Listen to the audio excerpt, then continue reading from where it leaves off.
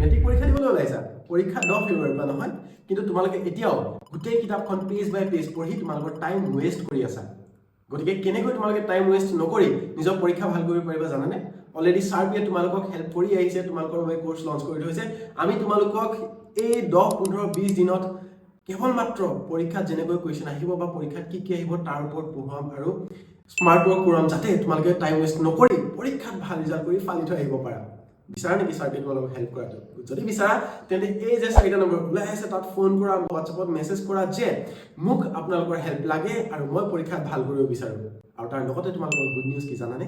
সাৰ্পি already তোমালোকৰ admission fees আৰু বেছি কমাই দিলে বহুত বেছি অফাৰ ডিসকাউন্ট দি দিলে যাতে তোমালোকে এতিয়া পৰীক্ষাত ভাল কৰিবই পাৰা গতিকে অফাৰৰ সবিশেষ জানিবলৈ পৰীক্ষা ভাল কৰিবলৈ এতিয়া এই 4টা নম্বৰত কল কৰা হোৱাটছএপ মেছেজ কৰা আৰু আমি তোমালোকৰ পৰীক্ষা ভাল কৰাম যোৱা বছৰৰ দৰে তোমালোকৰ দাদা বাইদেউ যেনেকৈ আমি ভাল ৰিজাল্ট কৰি থৈ আহিছো লগ পাম